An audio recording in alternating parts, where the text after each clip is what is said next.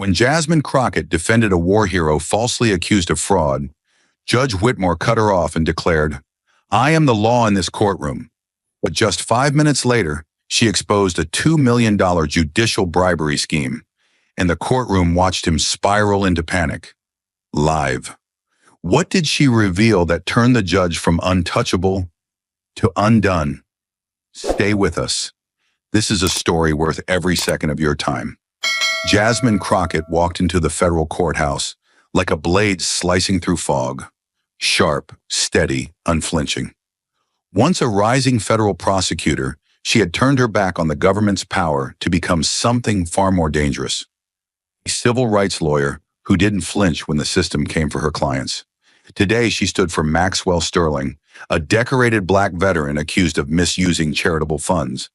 A man whose only real crime seemed to be helping too many people without asking permission. The media painted him as a fraud. Jasmine saw through it. The charges were thin, but the courtroom was thick with bias. Presiding over the case was Judge Harold Whitmore, a man known for cold formality and rulings that mysteriously always seemed to fall hardest on minorities. On paper, he was impartial. In practice, his gavel had silenced too many voices like Sterling's. The courtroom was already hostile before a word had been spoken. Jasmine could feel it. The sideways glances, the quiet scoffs, the weight of assumptions pressing down like iron. But she wasn't here to play defense. She was here to expose the truth. And if Whitmore thought he could bully her into silence, he just made the biggest mistake of his career. The moment Jasmine opened her briefcase, the attack began, not with fists, but with interruptions sharp enough to cut steel. "Objection! Irrelevant," Judge Whitmore barked before she'd finished her first sentence. She tried to introduce documented financial statements from Sterling's foundation, but he waved them off with a dismissive scoff. "We're not here for charity storytelling, Ms. Crockett," he sneered. "Stick to the facts, if you have any." His voice carried a smug certainty, the kind honed over years of unchecked power. Every time she spoke, he cut her off. Every motion she filed was denied within seconds, without review. The courtroom wasn't a chamber of justice. It was a rigged arena, and Whitmore held the sword and scales alike. Jasmine stood her ground, but the message was clear. This wasn't about law. It was about shutting her down. Then came the moment he made it personal. "Frankly, Ms. Crockett," he said, leaning forward with a smirk, "I'm surprised you're even licensed to practice in this court." Gasps rippled across the room. "You strike me more as an activist than a real attorney. Politics wrapped in a pantsuit." His words dripped with contempt, designed not to argue her case, but to undermine her very presence. Jasmine didn't flinch, but inside she knew. This wasn't just about Sterling. It was about her skin, her gender, her history, and a system that hated being challenged by someone who looked like her. Still, her voice never cracked. She picked up the stack of evidence again, eyes locked on Whitmore. "Then let's talk about the fact," she said, "unless, of course, they scare you." But Jasmine didn't take the bait. She didn't raise her voice or flinch under the judge's glare. Instead, she did something far more dangerous. She started telling the truth anyway. With the same composure she used in front of grand juries and TV cameras, she laid a folder on the podium, opened it with quiet intent, and pulled out the first document. "This," she said firmly, "is a record of every financial transaction made by Sterling's foundation in the last 2 years, audited, verified, and submitted through proper channels." Whitmore didn't look at it. He didn't have to. The panic wasn't in the paperwork, it was in what came next. Jasmine reached for another folder, thinner but heavier in implication. "And this," she continued, "is where your courtroom begins to feel less like a place of justice and more like the end point of a very dirty trail." Inside that folder were internal emails from the Liberty Justice Fund, a shadowy PAC disguised as a legal advocacy nonprofit. The headers bore the names of lobbyists, donors, and most notably, an assistant in Whitmore's chambers. "Here's a conversation," Jasmine said, her voice tightening like a noose, "discussing how cases like Sterling's should be fast-tracked for conviction, preferably under judges deemed reliably sympathetic to our goals." She read the line verbatim, each word sharper than the last. Reliable, sympathetic, strategic. No one in the courtroom moved. No one breathed. She placed the email on the evidence table with surgical precision. These aren't just bad faith whispers, Your Honor. They're operational tactics, and your name appears twice in the coordination chain. Her eyes didn't leave his face. So before you lecture me on courtroom experience, maybe you should explain why a judge sworn to be impartial is corresponding with political operatives behind closed doors. Whitmore's face twitched. Barely, but Jasmine saw it. The defense table leaned in. The prosecution froze, unsure of what to say or do. The clerk stared wide-eyed, her pen hovering in midair, and yet Jasmine's voice never wavered. My client is not the criminal here, she said. He didn't set up back-channel communications with power brokers. He didn't engineer courtroom outcomes through financial influence. But someone did. She opened another email, this one mentioning a pending case involving a high-visibility defendant with military ties, and recommending a swift, discouraging ruling to send a message. Jasmine didn't add commentary. She didn't need to. The words were enough. The message wasn't just being sent anymore. It was being exposed in real time, under oath, in front of everyone. And for the first time all morning, Judge Whitmore had nothing to say. And just when the courtroom thought Jasmine Crockett had played her final card, she opened a new folder, this one thinner, sleeker, and more lethal than anything that had come before it. Her voice didn't rise, it didn't need to. It had the sharp, deliberate weight of a scalpel slicing through layers of pretense. There's one more thread I'd like to follow, she said, flipping to the first page. Because influence doesn't just vanish, it leaves a trail. She paused, letting the silence build, then lifted a printed wire record. This is a financial transfer dated May 12th. $125,000 from a Liberty Justice Fund holding account to a consulting firm registered under the name Ashcroft Strategies. She turned to the jury and held it up. The registered owner of that firm? Evelyn Whitmore, Your Honor's wife. A thunderclap couldn't have shattered the room more than those 5 words. Jurors stiffened. The prosecution turned pale. Even the bailiff, stone-faced for the last 2 hours, blinked. Judge Whitmore didn't speak, but the flush rising across his neck said everything. Jasmine didn't slow. She laid down a second transfer. Here's another. Dated August 6th. Same source, same recipient. This time, $140,000. She flipped to a timeline she'd created. Simple, clear, damning. Each of these transactions coincides within 48 hours of critical decisions you handed down in this very case. Denials of defense motions, suppression of evidence, and even Mr. Sterling's bail refusal. Her words were like hammer blows, measured, heavy, impossible to ignore. And Ashcroft Strategies, she continued, has no public website, no payroll filings, no contracts. It exists only on paper, and only as a funnel. The judge leaned forward slightly, his lips parting, but no words came. Jasmine pressed on, her tone unwavering. Now I understand that spouses are entitled to private business interests, she said. But when those businesses receive 6-figure deposits from political entities connected to your courtroom, and you consistently issue rulings that benefit those same interests, it is no longer private. It is deeply, publicly relevant. She turned to the gallery. If a defense attorney made these payments, they'd already be in handcuffs. She pointed directly at the bench. So why is a judge's wife allowed to collect them in silence? Her finger dropped. The silence didn't. Judge Whitmore finally spoke, but his voice cracked. Ms. Crockett, I am warning you. Jasmine met his glare without blinking. What are you warning me against, Your Honor? Presenting evidence? Asking questions? Naming what everyone in this room is now thinking? She took a slow breath. I'm not accusing, I'm exposing. The numbers don't lie. The timestamps don't lie. The beneficiary of the money is your household, and the decisions benefiting those donors were yours. She stepped forward slightly, calm but relentless. So the real question isn't whether Ashcroft Strategies exists. It's how long you thought no one would trace the money back to this courtroom. Everything inside Judge Whitmore snapped. His composure, his mask of control, the illusion of authority he had so carefully cultivated, all of it shattered in an instant. He didn't just raise his voice. He exploded, slamming both palms onto the bench with such force the microphones rattled, and the gavel flew off the platform. "Sit down," he bellowed, the veins in his neck bulging with rage, his face a deep, blotchy red. The courtroom jolted.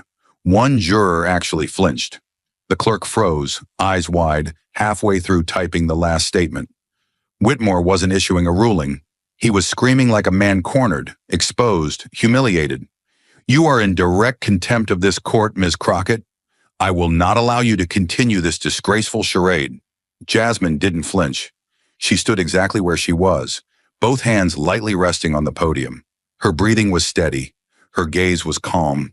But around her the air crackled with tension so thick it felt electric. Whitmore jabbed a finger toward her, the tip trembling. "I will have you removed. Do you hear me? Removed. Dragged out if I must. This is my courtroom." His voice broke on the last word, and that, more than anything, told the room what was really happening. This wasn't a judge defending justice. This was a man watching his throne crumble beneath him. The prosecutor remained frozen, unsure whether to intervene or hide.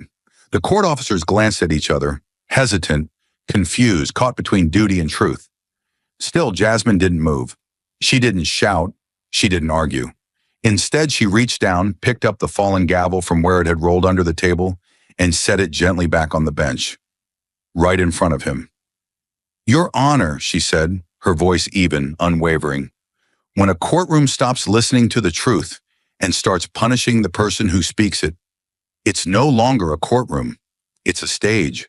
And right now, it's clear who's performing." A hush swept the room. No applause, no noise, just stunned, reverent silence, as if the whole courthouse had stopped breathing. Whitmore opened his mouth again, but nothing came out, because Jasmine hadn't just challenged him. She had stripped away his power, word by word, until all that remained was a man, a bench, and a truth he could no longer deny. The silence that followed Jasmine's calm defiance of the judge was so thick it felt like a held breath. And then, without raising her voice or seeking permission, she reached into her briefcase with the same precision she'd shown all trial long and pulled out a small black digital recorder. The room didn't know what to expect. Another document, another speech. But this was something different. This was a moment no one could talk over, no one could interrupt. "If my words aren't enough," Jasmine said, her tone cool but deliberate, "then let's listen to someone who had no idea the truth would ever be heard." She pressed play. Static crackled, brief and harsh, before giving way to a trembling voice. "I didn't want to do it. He said if I didn't change the transcript, I'd be finished, that my job wouldn't exist by Monday." A chill swept through the courtroom. The voice was unmistakable. The courtroom clerk. Judge Whitmore's own clerk. No one moved. No one dared to. The voice continued, measured, frightened, deeply human. "He told me to delete the section where the defense mentioned the financial records. Said it was irrelevant and would never make it into the final log anyway. I didn't know what else to do."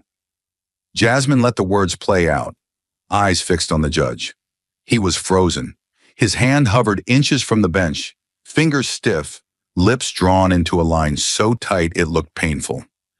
At the clerk's desk, the young woman in question sat completely still, her hands shaking, her eyes wide with something between panic and relief. She didn't deny it. She didn't even try. A single tear slid down her cheek, and in that small, raw detail, the entire room saw the truth of Jasmine's case. Undeniable, uncoached, unfiltered. Jasmine clicked the recorder off. The silence afterward was deeper than before. Now it was charged, electric, alive with shifting momentum. "This isn't speculation," she said clearly, her voice slicing through the stillness like a blade. "This is not an opinion. This is a young woman under oath, confessing that court records were altered at the direction of a sitting judge." She turned to face the jury. "And if the official court record, the very foundation of a fair trial, can be manipulated in secret, what hope does any defendant have in this room? What hope does justice have?" Her words didn't shout. They didn't need to. They cut deeper because they were quiet, controlled, measured, and undeniably true. The change was instant and visible. Jurors who had earlier glanced at Jasmine with polite skepticism now looked at her with something else entirely: shock, concern, respect. Several leaned forward, elbows on knees, eyes wide. One crossed his arms and stared hard at the judge, as if just realizing the man behind the robe might not be the symbol of fairness he'd once assumed. The gallery, once silent out of curiosity, now sat frozen in disbelief. Journalists' pens hung midair. Even the prosecution looked visibly shaken, unsure whether to object or sink through the floor. The silence after the audio ended felt like something sacred had just been broken. The kind of stillness that follows a truth so sharp it cuts through protocol, status, even fear. And then Judge Whitmore exploded, not with control, not with law, but with raw, naked panic. "That's a lie," he shouted, voice cracking under the strain. His chair scraped violently as he stood, towering behind the bench like a man trying to reclaim authority through sheer volume. "That recording is falsified, inadmissible, and completely fabricated." His hand slammed down, rattling papers and sending a pen flying off the bench.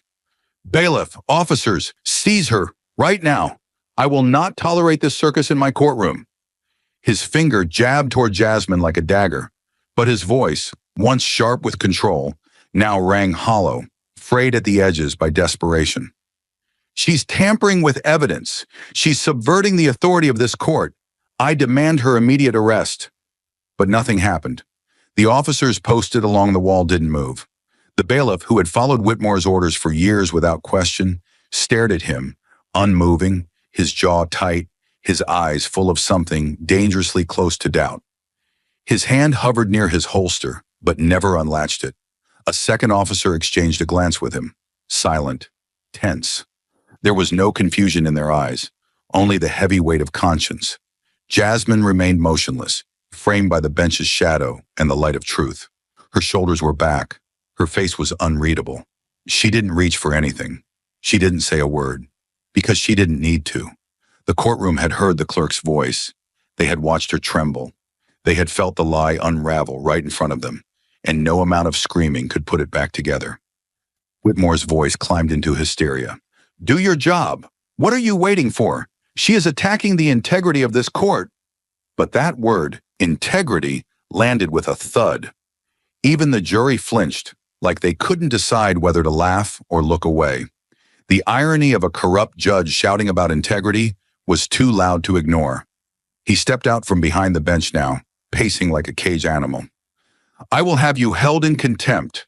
I will file misconduct charges. You will never practice law again." He spat, his words becoming less legal, more personal, more vicious. But still no one moved. No cuffs were pulled. No one advanced toward Jasmine. Instead, all eyes slowly began to shift. Away from Jasmine, toward him, toward the man unraveling under the weight of his own secrets, his own rage, his own crumbling facade. Power only works when people believe in it, and in that moment, no one believed in his anymore. Not the bailiff, not the jury, not even the clerk, who sat crying quietly behind her desk, her face buried in her hands. The gavel remained untouched. The law hadn't failed. The man entrusted with it had. And Jasmine, she stood like a monument to resistance in the middle of the chaos, silent, grounded, unbroken. Because for all his threats, he couldn't touch her anymore. The truth had already done what the system refused to. It held him accountable. And just as Judge Whitmore's fury reached its boiling point, as his voice cracked and the courtroom teetered between order and collapse, the double doors at the rear burst open with a sudden, unmistakable authority. The sound of polished shoes on marble echoed louder than his shouting ever could. 4 FBI agents in Navy windbreakers strode down the aisle with purpose. Not chaos, but certainty. One held a federal warrant, the gold seal unmistakable in the fluorescent light. "This courtroom is now under federal jurisdiction," the lead agent announced, his voice cold and official. "We are executing a judicial misconduct investigation effective immediately." The gallery gasped. The judge froze mid-rant, his mouth half open, fury dissolving into disbelief. "You can't do this. I'm a federal judge," he barked, voice now thin, cracking, almost childlike. But no one flinched. Authority had just changed hands, and the room knew it. Agents fanned out with silent efficiency. Two approached the bench and collected the stack of documents Jasmine had introduced. Another moved to the clerk's desk and secured the official transcript logs. The lead agent stepped directly in front of Whitmore and said with deliberate calm, "Judge Harold Whitmore, you are under federal investigation for evidence suppression, obstruction of justice, and conspiracy to commit judicial fraud." The words hit the room like a tremor. Whitmore stumbled back a step, his hands lifting slightly, as if realizing too late that robes don't grant immunity. "This is political. This is a setup," he muttered, voice cracking. But his words held no weight anymore. He was no longer the voice of power. He was the subject of it. The agents turned him around, cuffed him without fanfare, and walked him past the very people he once silenced. The jury, the reporters, the veterans, the victims. All watched him go with wide, stunned eyes. Jasmine didn't move. She didn't celebrate. She just stood quietly, watching it happen with the calm of someone who had seen power abuse itself for too long. As Whitmore was led through the courtroom doors, the silence was heavier than applause could ever be. Jasmine finally stepped forward, not to take a bow, but to speak truth. Her voice wasn't loud, but it carried. "I didn't stand up to win," she said. "I stood up so that justice wouldn't be forgotten." Her words weren't for the cameras or the courtroom. They were for everyone who had ever been told to sit down, to be quiet, to let it go. And in that moment, with the judge gone and the truth laid bare, Jasmine Crockett didn't just win a case. She reclaimed a courtroom and everything it was supposed to stand for. The day after Judge Whitmore was removed from the bench, the courtroom felt different, not quieter, but heavier, like the walls themselves were still echoing with the truth. With the FBI now in possession of the original court records, audio files, and a full confession from the clerk, there was no longer any fog clouding the facts.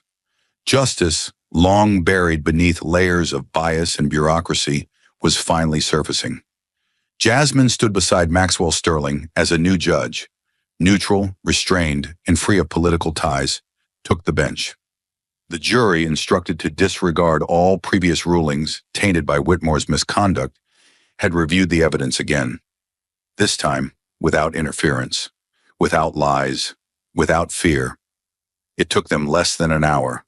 When they returned, the courtroom held its breath.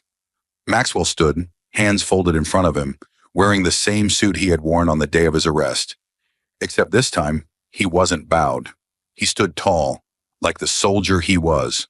The foreman cleared his throat and in a steady voice said, "We, the jury, find the defendant not guilty on all counts." The room didn't erupt. There were no cheers, just a moment of stillness so pure it felt holy.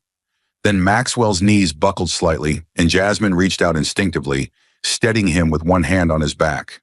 His mouth opened, but no words came. Just a slow, tearful exhale. The sound of a man finally released from the weight of being wrongly accused. Jasmine didn't speak. She didn't need to. She'd said everything she came to say through the evidence, the truth, and her refusal to be silenced. Maxwell turned to her, voice barely above a whisper. "Thank you," he said, eyes full. She nodded just once. That was enough. But outside the courtroom, the verdict moved like wildfire. Within hours, headlines swept across the country. Veteran vindicated. Judge removed in courtroom power scandal. Civil rights attorney exposes judicial corruption. And at the center of every story was the truth the system had tried to bury. Veterans groups began demanding reviews of cases involving politically motivated charges. Civil liberties organizations launched petitions. Federal watchdogs received thousands of public records requests. The footage of Whitmore's meltdown and arrest became the opening montage for documentaries, podcasts, editorials. This wasn't just a verdict. It was a spark, a rupture in the wall of untouchable authority that had protected people like Whitmore for decades. People who had never met Jasmine sent letters, some from prison, some from courtrooms still fighting, others from their kitchen tables saying thank you, not for the drama, but for the proof that one person, armed with truth, could stand in front of the machine and make it stop. Jasmine didn't celebrate. She didn't take interviews. When asked what victory felt like, she simply said, "It's not victory, it's restoration of a man's name, of the law's meaning, of something we should never have had to fight for in the first place." And as the country watched, inspired, outraged, awakening, one truth became clear. The case of United States versus Maxwell Sterling didn't just clear an innocent man's name. It forced an entire system to look in the mirror. In the weeks that followed Maxwell Sterling's acquittal, something began to stir far beyond the walls of the courthouse. The story that had ignited headlines was no longer just about one corrupt judge or one brave attorney. It had become something else, something deeper, a reckoning. The face of Harold Whitmore, once a symbol of control, now filled screens across the country as the emblem of everything that had gone wrong in the justice system. His image flashed across news tickers while pundits debated the scale of his misconduct. But what no one expected, what no one could have prepared for, was what came next. One by one, voices began to rise. Not politicians, not celebrities, ordinary people. People who had once sat in Whitmore's courtroom, just like Maxwell Sterling, but who never got their vindication. A single mother named Lila James was the first. She stood on the steps of a courthouse with a printed transcript in one hand and a photograph of her son in the other. Through tears, she told reporters how she had been convicted of welfare fraud after Whitmore denied the introduction of key financial evidence. "He told my lawyer it wasn't relevant," she said, her voice cracking, "that my story sounded rehearsed, but I was just trying to feed my son. That was my crime." Then came Andre Vega, a former police officer who had once worn his badge with pride, until he was charged with misconduct for breaking up an unlawful eviction in his own neighborhood. Whitmore refused to allow character witnesses to testify. Evidence that would have cleared him was ruled inflammatory. He lost his badge, his pension, his marriage. "I didn't even fight it," he said on national television, "because when Whitmore looked at me, I knew I'd already lost. I was guilty before I opened my mouth." And then came Malik Howard, a name Jasmine would never forget. A college student, bright and ambitious, who had come to her firm 2 years earlier, desperate for help after being convicted of assault during a student protest. His file was thin, the evidence murky, and at the time, Jasmine had made the hardest decision of her career. She'd turned him away. Not because she didn't believe him, but because she didn't think she could win. She remembered how he looked at her when she said the words, "Without something concrete, I can't take your case." Now watching him speak on the news, calm but haunted, something inside her twisted. "They said I was violent," Malik told the cameras, "but all I did was raise my voice. Whitmore called me a threat to stability and sentenced me to 18 months. I lost my scholarship. I lost everything. And no one believed me." Jasmine sat alone in her office that night, watching the interviews on a flickering laptop screen. Outside, the city buzzed with celebration, with chants of justice and banners demanding reform. But inside, she sat in silence, because she had missed them. Not because she hadn't tried, but because the system had taught her that some battles couldn't be fought without proof. And now she understood the truth. Proof had always existed. It had just been buried, suppressed, erased. She opened her drawer and pulled out an old box. Case files, rejected appeals. Notes scribbled in margins that read, "No admissible evidence," or "Judge ruled against motion." Most were dated over the past decade, and nearly all of them bore the same name at the top of the bench: Honorable Harold Whitmore. Page after page, face after face, story after story. It wasn't coincidence. It was a pattern. A system built to fail the same people, again and again. Cases she once thought were isolated, tragic misfires, now connected like pieces of a larger, darker puzzle, a network of control disguised as courtroom discretion. She stared at the name Malik Howard on the top of one folder. She had written "denied" in bold red ink across the cover, and now it felt like a scar. By morning, she had made her decision. At the next press briefing, with microphones swarming and reporters leaning in, Jasmine didn't talk about Sterling's case. She didn't celebrate. Instead, she opened a folder in front of her and said, This is the case of Lila James, a mother convicted without a voice. She opened another. This is Andre Vega, a man whose life was erased by the stroke of a biased pen. Another. This is Malik Howard. I turned him away once. I won't do it again. She looked into the cameras with a clarity that made the room go still. What happened in Whitmore's courtroom wasn't an exception. It was the system working exactly as it was designed to, until someone stopped it. I'm not here to reopen one case. I'm here to reopen every case that man touched, every conviction, every denial, every suppressed motion. And if there are others like him still out there, I'll find them too. The reaction was immediate. Civil rights lawyers from across the country began reaching out to her office. Law students offered to digitize case files. Investigative journalists started digging into Whitmore's donation records, his chamber's appointment history, even his personal investments. A grassroots coalition called Reopen the Docket exploded across social media, with thousands of users sharing old case numbers, verdicts, and personal stories once dismissed as irrelevant by the court. Inside the firm, Jasmine worked around the clock. She'd become the center of something far larger than herself, but she carried it with a quiet resolve. Gone was the cautious attorney who once weighed what could be won. Now she was chasing something that didn't fit inside a verdict or a news cycle. She was chasing restoration, not just for those who'd been silenced, but for the belief that justice, even broken, was still worth fighting for. And as the movement grew, something remarkable happened. The public began to listen not just to the stories, but to the patterns.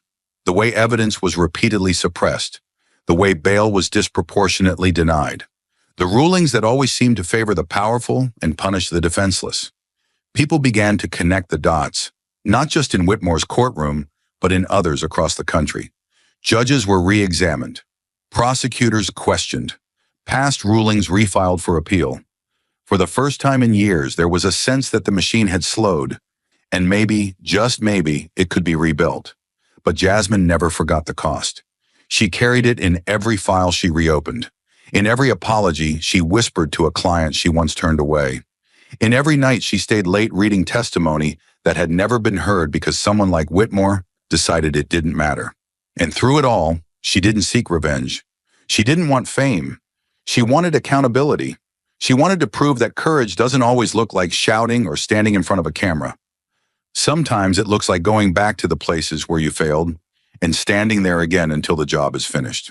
So when asked months later why she reopened so many cases, why she pushed so hard when no one would have blamed her for walking away after Sterling's win, she simply said, "Because justice isn't a headline, it's a promise, and I intend to keep it." And in those quiet moments, between headlines, between hearings, between one file and the next, Jasmine Crockett kept that promise, one name at a time. The deeper Jasmine went, the darker it became. Reopening old cases was just the beginning. Each file she pulled off the shelf felt like a thread, and the more she tugged, the more the seams of something far larger began to unravel. At first, it seemed like a pattern of isolated injustices, cases buried under red tape, evidence dismissed with alarming consistency, rulings that defied logic but aligned perfectly with political objectives. But the dates didn't lie. The rulings were too convenient, the timing too exact. It wasn't just about Whitmore anymore. It was about what and who was behind him. While sifting through sealed court memos and disbursement logs, Jasmine stumbled on something that didn't belong, a financial disclosure buried in a subpoenaed hard drive from Whitmore's former law clerk. It listed a series of public engagement disbursements totaling over $2 million, money traced not to Liberty Justice Fund, but to a seemingly unrelated nonprofit with a harmless-sounding name, Judicial Stability Initiative. On paper, it promoted confidence in the federal bench. But to Jasmine, the name felt too polished, too safe. She knew exactly what that meant, so she started digging. What she found wasn't just unsettling, it was chilling. Judicial Stability Initiative, JSI, wasn't a public watchdog or legal aid fund. It was a high-level lobbying entity backed by anonymous corporate donors and political operatives with ties to several high-profile PACs. Its operations were surgical. hidden, almost perfect. JSI funneled money through layers of intermediaries, philanthropic fronts, consulting contracts, silent partnerships. The paper trail was intentionally fragmented, but Jasmine had built her career connecting fragments. She cross-referenced grant cycles with judicial rulings in key states, swing states, battleground districts, regions where judges still held the power to tilt entire policy landscapes through subtle decisions. The pattern was undeniable, and at the center of it all, Whitmore. She found the contract late one night, buried in a scanned email attachment misfiled under a mislabeled folder. It was signed electronically, dated nearly 3 years before Sterling's case. A $2 million judicial research grant from JSI to Whitmore's Private Consulting LLC, an entity he never disclosed publicly, not even on his mandatory federal filings. The language of the contract was coded, vague, but one line stood out, highlighted in yellow by a whistleblower at the IRS. In exchange for administrative partnership and issue-aligned prioritization of judicial workload. Jasmine read the sentence again, then a third time. She knew what it meant. It was a bribe wearing a lab coat, legalese designed to mask its purpose.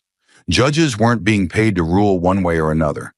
They were being paid to shape the battlefield, to decide which cases made it to trial, which evidence got heard, which defendants were prioritized for harsh examples. It wasn't just corruption, it was systematic influence embedded in the very framework of American jurisprudence. She leaned back in her chair, stomach tight. This wasn't a rogue operation. This was a machine, and Whitmore had only been a gear in its engine. The deeper she went, the more disturbing it became. JSI had touched dozens of judges across multiple circuits, some retired, some still sitting. She found internal memos labeled phase implementation reports, listing metrics for behavioral consistency, media impact risk, and rule alignment scores. It wasn't just tracking judges' rulings, it was grading them, like employees meeting ideological quotas. Judges were rewarded for upholding certain mandatory minimums, dismissing specific civil cases, denying ballot-related claims, or suppressing voting rights appeals. The influence was tailored, quiet, and devastatingly effective. Jasmine's hands trembled as she printed the final page. A list of strategic judicial partners. 13 names. 9 still active on federal benches. 3 of them on the short list for appellate appointments. This wasn't just a backroom deal, it was a silent coup. And Jasmine was sitting on a bomb. But whistleblowing it wasn't enough. She knew the system would fight to bury it, deny it, call it conspiracy. So she built the case the only way she knew how. Brick by brick, fact by fact. She didn't release it to the media. Not yet. She brought it first to the Senate Judiciary Oversight Committee. The members listened, then fell silent. Some looked stunned, a few looked scared. They asked for copies. Jasmine gave them evidence. Not outrage. Timelines, memos, bank records, names. Within 48 hours, the investigation went federal. Agents raided JSI's headquarters in Virginia, an office building with no signage, staffed by interns who had no idea who they worked for. Servers were seized, executives subpoenaed, but the pushback came fast and brutal. One news outlet, clearly bought, accused Jasmine of fabricating influence claims to raise her political profile. Anonymous threats hit her inbox. Her office was hacked. Former clerks loyal to Whitmore published op-eds accusing her of weaponizing justice for personal gain. But the damage had already been done. The contract existed. The money existed. The pattern was irrefutable. And so were the people who had suffered because of it. Lila James, Andre Vega, Malik Howard, Maxwell Sterling. Their names weren't footnotes anymore. They were evidence. Evidence that behind the curtain of judicial robes and gavels, there were billionaires and power brokers pulling strings, treating justice like a chessboard. Jasmine didn't back down. She doubled security. She stopped going home. She slept on a couch in her office. Because if JSI had been willing to spend millions to buy control of the bench, they wouldn't hesitate to try and silence the one woman exposing them. But this time, she wasn't alone. FBI analysts confirmed over 20 transfers similar to Whitmore's. A leaked memo revealed that JSI had operational partnerships with policy think tanks and partisan lobbying groups dating back over a decade. Congressional hearings were scheduled. Former judges were called to testify. The nation wasn't just watching, it was learning. Learning that corruption didn't always wear a suit and tie and hand out envelopes in parking lots. Sometimes it wore a robe. Sometimes it signed a grant agreement. And yet through it all, Jasmine didn't falter. When asked by a reporter how it felt to discover such a vast network, she replied with the same steadiness that had carried her through the Sterling trial. I didn't go looking for this. I went looking for justice. But when you chase justice deep enough, you find out who's been running from it the longest. And now they weren't running anymore. They were being hunted by the law they once controlled. Because in exposing the Judicial Stability Initiative, Jasmine hadn't just uncovered corruption, she had dragged a hidden empire into the light, and the system would never be the same again. Even as federal agents tore through file servers and boardrooms in D.C., as subpoenas flew and politicians scrambled to claim distance from the scandal, Jasmine knew there were still pieces missing. Something deeper. The skeleton beneath the skin. The Judicial Stability Initiative had left behind a digital footprint. Yes, but most of their strategy had been whispered, implied, and spoken in rooms where recorders were banned and loyalty was purchased with silence. And in those rooms, there was always someone in the corner, typing quietly, unnoticed. So when her phone buzzed at 2:47 a.m. with a restricted number and the words, "It's me, I want to talk," alone, Jasmine knew exactly who it was. She didn't hesitate. The next evening, under flickering overhead lights in a parking garage 3 blocks from her office, Jasmine stood beneath concrete and shadow, waiting. No cameras, no press. Just her breath fogging the air and the echo of heels approaching from the far end of the level. The woman who emerged from the darkness wasn't the same courtroom clerk who had cried through testimony and collapsed into shame. She looked thinner now, paler, but something in her posture had shifted, no longer fearful, just exhausted, but ready. She clutched a small, silver external hard drive to her chest like it was radioactive. Her hands trembled as she handed it over. "Encrypted," she said quietly. "Passwords inside the envelope." Jasmine took it gently, as if holding the weight of history itself. For a long moment, neither spoke. Then Jasmine looked her in the eyes and asked the only question that mattered. "Why now?" The clerk swallowed hard. Her voice cracked, but her words were clear. "Because I used to believe the system would protect me until it forced me to lie for it." She looked away, blinking furiously. "They told me I was part of something bigger, that if I just did my job, if I kept things running smoothly, it would all be okay." But then the edits started, transcripts cut, evidence misfiled. Then came the memos. "I saw rulings planned out before hearings even started. I saw names, targets. They weren't defendants. They were political moves." Her voice hardened. "I thought I was helping justice move faster. Turns out I was helping it die quietly." Jasmine stood still, saying nothing, letting the silence settle between them like dust on the truth.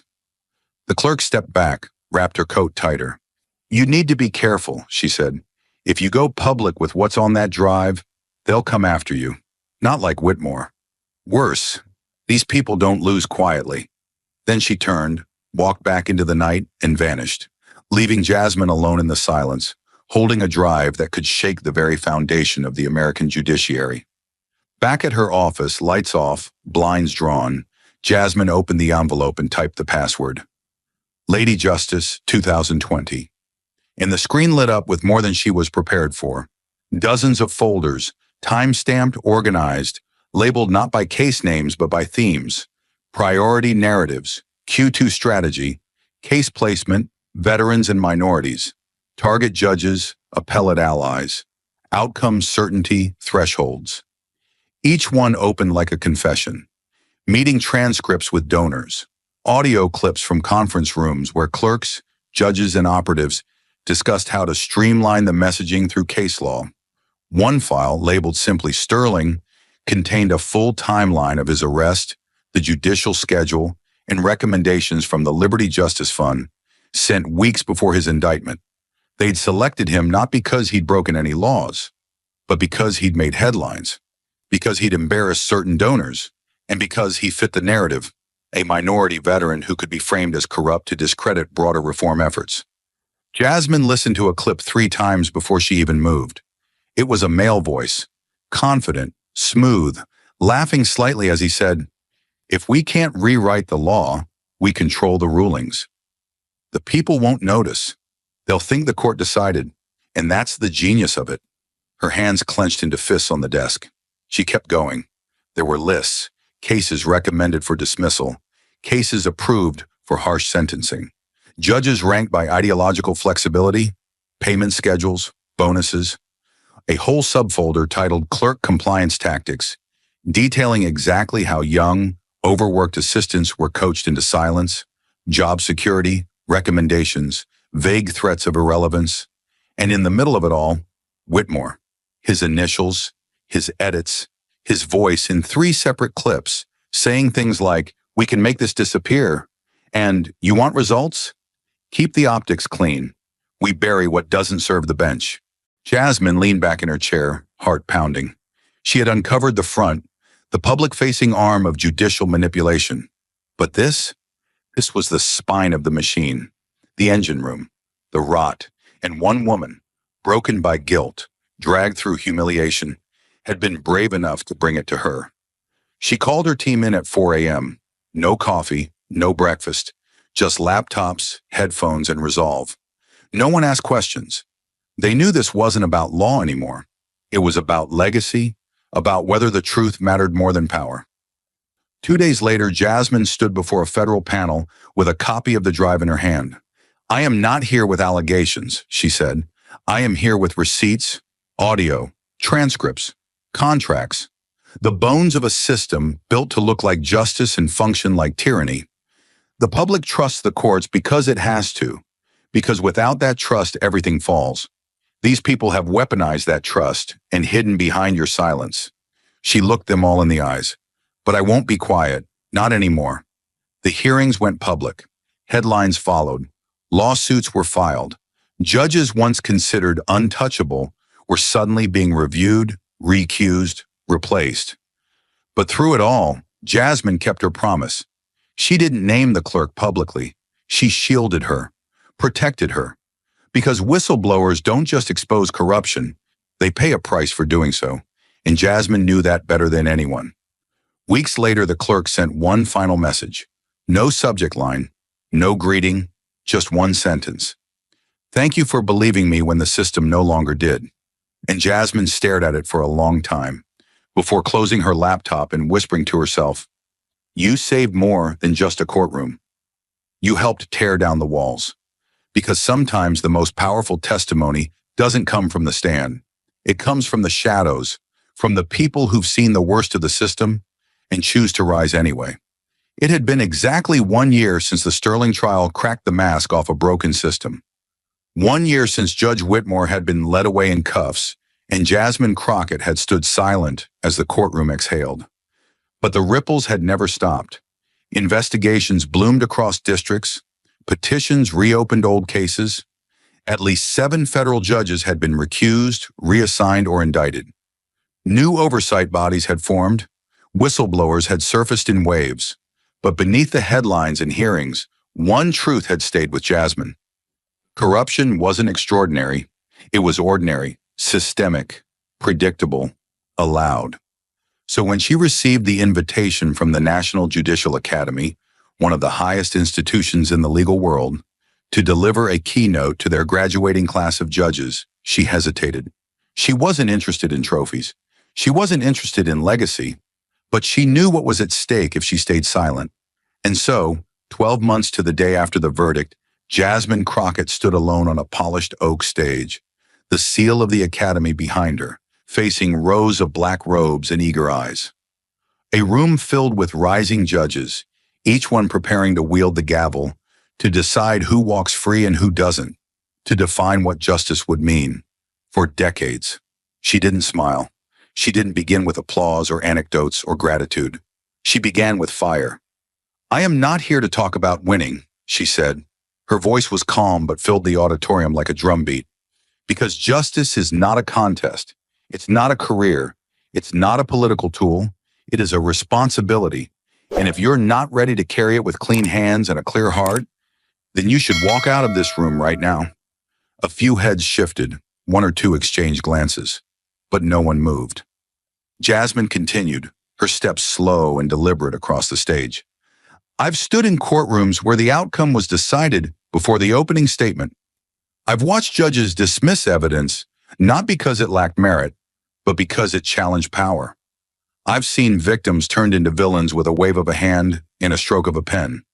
And I've watched the law become a weapon, not for justice, but for control. Her words cut the room open.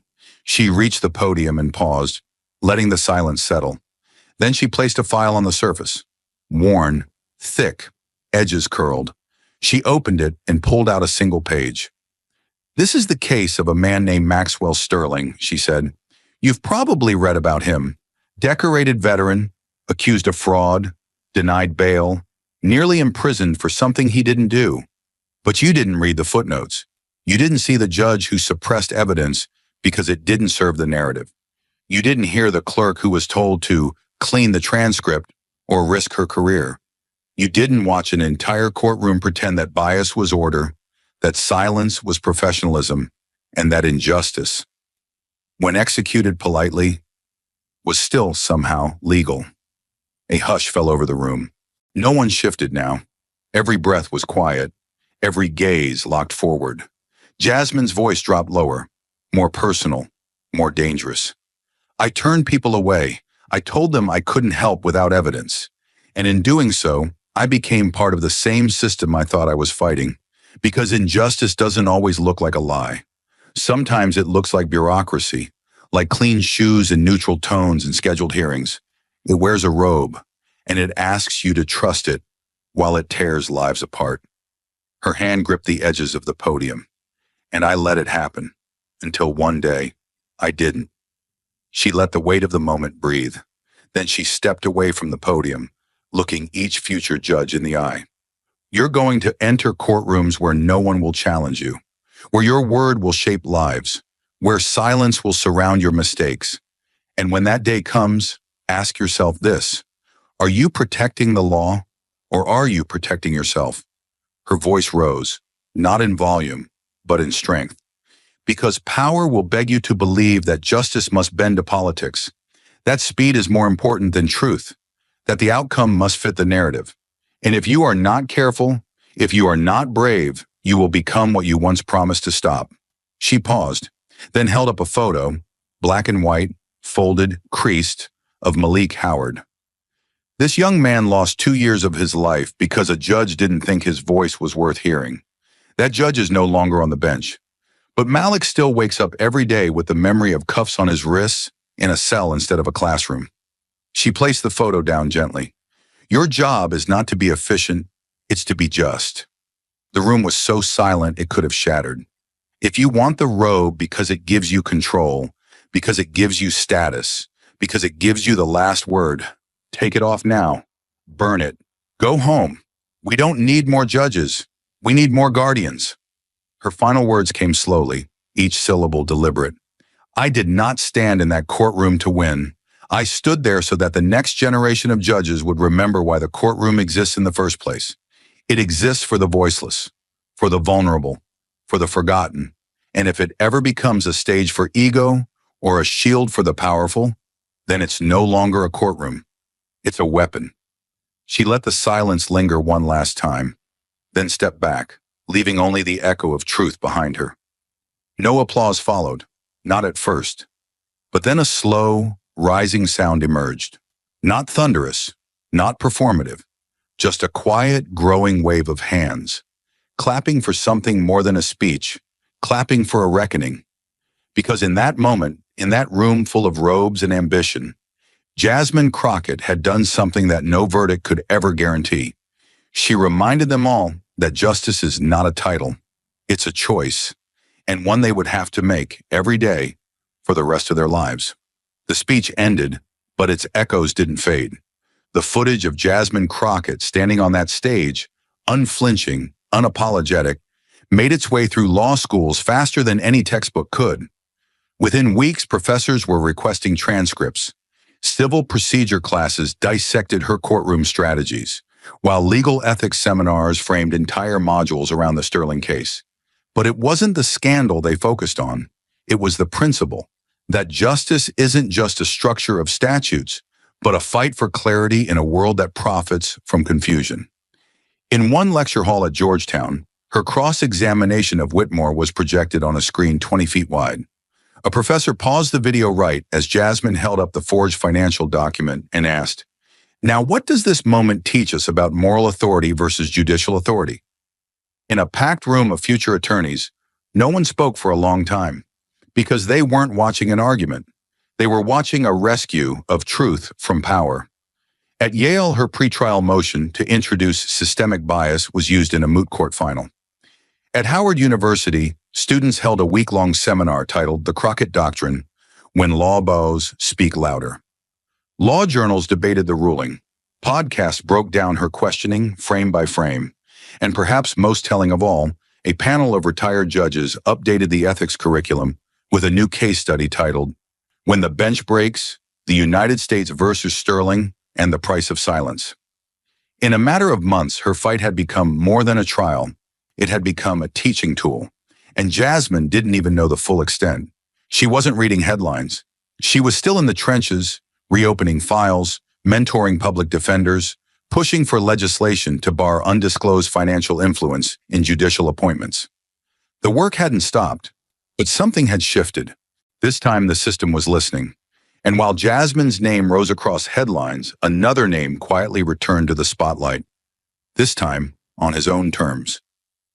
Maxwell Sterling. The man who once sat in court shackled in silence was now speaking before halls full of veterans, lawmakers, and financial oversight boards. Not as a defendant, not as a victim, but as an educator. After months of therapy, advocacy training, and legal debriefings, Sterling had chosen not to disappear after his acquittal. Instead, he chose to walk directly into the very structure that had tried to destroy him and rebuild it from the inside. His first stop was a regional summit for veterans advocacy, where he delivered a speech titled, "Numbers Don't Lie, but Judges Can." The audience, mostly retired service members, sat in stunned silence as Sterling laid out how easy it was for a decorated vet to become a legal scapegoat, and how organizations that claimed to help often funneled funds through opaque networks, leaving the most vulnerable behind. "I didn't just survive a courtroom," he said. "I survived a system that bet on me being quiet after they cleared my name. But I'm not quiet. Not anymore." From there, he was invited to join the National Coalition for Veteran Financial Literacy. But he didn't just sit on their board. He rewrote their entire intake process. Sterling introduced a vetting system for funding partners, enforced full transparency on donations, and created a module called Know Your Contracts, which taught young veterans how to read grant language for hidden clauses, especially the kind that once framed him.